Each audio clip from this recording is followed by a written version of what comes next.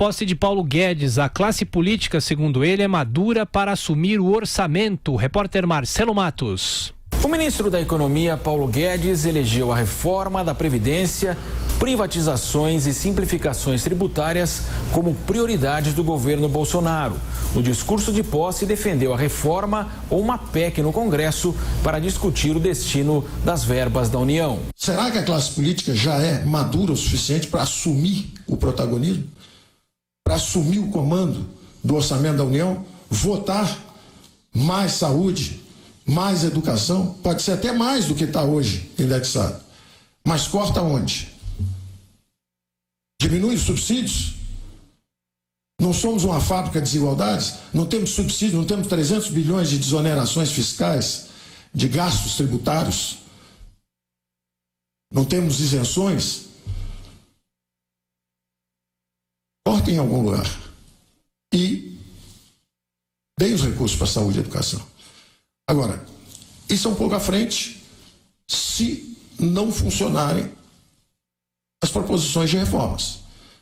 Se elas não funcionarem, você tem que lançar uma PEC dizendo o seguinte: vamos desobrigar, desvincular e desindexar todas as receitas, todas as despesas da União. E se nós fizermos isso, o mais interessante é que não só a classe política se reabilita no sentido de assumir o orçamento nacional, que é a função legítima de uma classe política, porque hoje ela está sob crivo da opinião pública, criticada por quê? Muitos privilégios e poucas atribuições. O resultado dessa eleição foi o quê? Foi um recado em alto e bom som, dizendo o seguinte: os senhores têm muito privilégio e poucas atribuições. Não estão conseguindo ajudar o suficiente o país. O ministro faz um apelo à classe política ou uma ameaça? Isso é uma conclamação, é um pedido de ajuda. Eu estou fazendo um pedido de ajuda. Se a gente aprovar uma reforma importante como essa que está à frente, nós temos aí 10 anos de crescimento à frente garantido. Se não aprovarmos, nós temos que dar um passo mais profundo ainda, dizer o seguinte: olha, agora ou desindexa tudo, desvincula tudo, ou não há solução. O bonito é que se der errado pode dar certo. Porque se der errado a aprovação da reforma da Previdência, que é a mais importante de todas, que nos dará esse horizonte fiscal, é bastante provável que a classe política dê um passo à frente e realmente assuma o comando sobre o orçamento. Eu chamaria essa PEC de a PEC do Pacto Federativo, porque não só você vai assumir o comando dos recursos, você vem a Brasília para votar para onde vão os recursos públicos, como ao mesmo tempo nós vamos descentralizar esses recursos públicos para estados e municípios, que é o princípio federativo. Então eu acho que realmente a classe política dá um passo à frente e reassume. E curiosamente, havia um certo receio durante a campanha, como seria um governo do capitão, e o capitão, na verdade, pode ser o caminho da reabilitação da classe política. As bases do governo Bolsonaro: imposto único federal. O primeiro pilar, eu disse, é a reforma da Previdência. O segundo pilar são as privatizações aceleradas. O terceiro pilar, Marcos Cintra, a simplificação, redução e eliminação de impostos. O Marcos tem um programa, inclusive, onde você vai pegar esses 7, 8 impostos, desde PIS, Fim Social, passa por IPI, junta isso tudo no imposto único federal. De novo, a Constituição de 88, quando carimbou o dinheiro e disse tem que ser saúde e educação, ela disse também ao mesmo tempo, num rasgo de sabedoria e antevisão, temos que descentralizar esse recurso. Ela propunha também um esquema que ano a ano esses recursos iam ser descentralizados para estados e municípios, de forma que o Brasil reassumisse a sua característica de república federativa.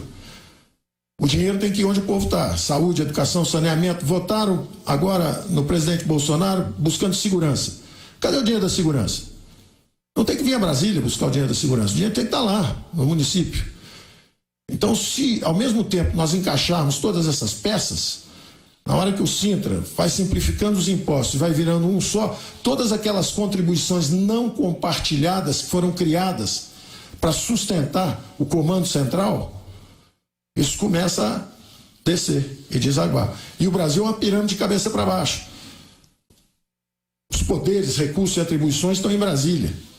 E a nossa ideia é virar essa pirâmide e botar ela direito. Os recursos têm que descer. O dinheiro tem que ir onde o povo está.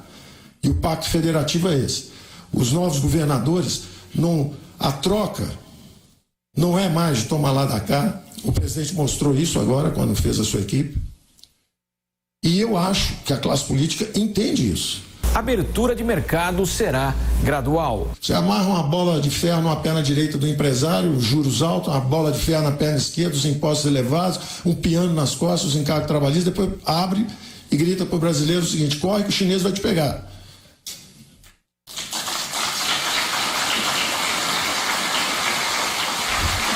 Não é razoável. Não é razoável. Então nós queremos implementar isso numa velocidade que seja sincronizada. Então não tem nada de super ministério, na verdade é só para a gente poder cantar a mesma música. E daí eu ter chamado os Chicago Oldies, porque eles conhecem essa canção.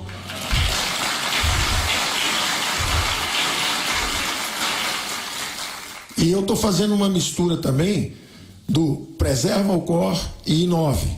Então tem vários dos excelentes. Tem um capital humano extraordinário em Brasília, gente muito boa, da melhor qualidade. Eu tenho interagido com gente da melhor qualidade, em todos os 3 poderes. Gente da melhor qualidade. E até me pergunta, a grande pergunta, logo que cheguei, eu falei assim: como é que pode estar tão mal com tanta gente boa? E a resposta é a direção. Nós podemos fazer com muita precisão coisas erradas, ou fazer de uma forma não exata as coisas certas. Eu prefiro ir por aí. Eu acho que nós vamos na direção da liberal-democracia. Nós vamos abrir a economia, nós vamos simplificar impostos, nós vamos privatizar.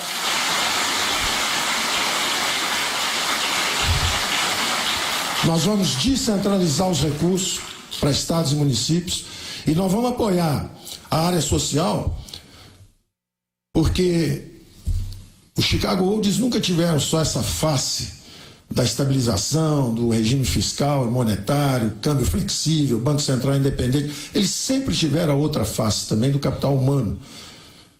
A importância de investimento em saúde e educação, o voucher educação, o foco de 0 a 9 anos. É aí que o cidadão é formado ou se perde, é o ser humano que é formado de 0 a 9 anos. Então essa ênfase, de um lado, dos conservadores na família, na importância de uma educação adequada, etc. Do lado dos liberais, a ideia de investimento maciço em capital humano é transformadora, é libertadora. O papel de Bolsonaro na economia. O presidente Bolsonaro, em todas as interações que eu tenho, tem sido muito contundente em dizer: Paulo, nós temos que fazer o que é melhor para o povo, nós vamos fazer, o povo vai nos apoiar, vamos fazer o que tem que ser feito. Afinal de contas, ele não enfrentou essa odisseia isolado, no início, politicamente isolado, contra o establishment, destemido, botou em risco a própria vida, sabia disso, disse algumas vezes isso.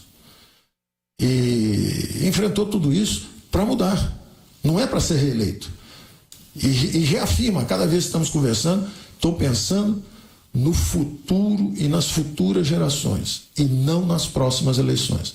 Vamos avançar no que tem que ser feito. Paulo Guedes lembrou que a reforma do Estado, além de fiscal, precisa ser administrativa, ao citar os atuais 390 mil cargos de comissão no governo. Felipe Moura Brasil, são falas lúcidas do ministro.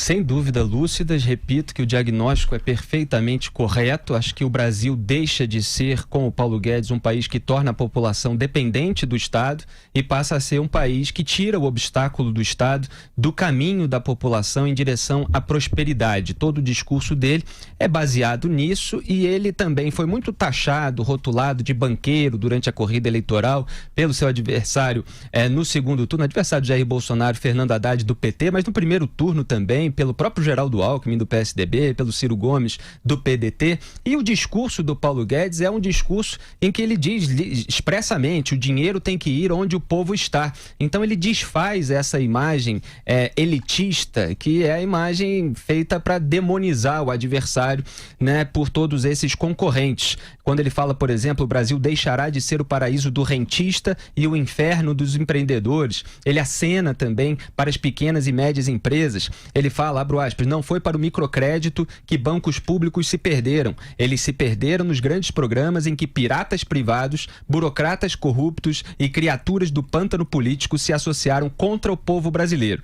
O Brasil foi corrompido pelo excesso de gastos e o Brasil parou de crescer pelo excesso de gastos. Fecho aspas para o Paulo Guedes, fazendo um contraponto exatamente àquela política de campeões nacionais adotada nos governos do PT, que privilegiou empresários ricos e muitas vezes criminosos, como a gente viu, dando dinheiro do BNDES, que é dinheiro dos pagadores de impostos brasileiros, para esses empresários prosperarem, como foi o caso do Joesley Batista, da JBS, do Ike Batista, daquele grupo X, que acabou se desmantelando, né, em boa parte. Então, é um discurso que prega a abertura da economia, a simplificação dos impostos, as privatizações, falando dados, mostrando quanto o governo pode conseguir de caixa durante esse processo e a descentralização dos recursos para estados e municípios. Está no caminho certo e, infelizmente, o Brasil precisou chegar a esse ponto de quase quebrar para adotar um caminho rumo ao liberalismo econômico.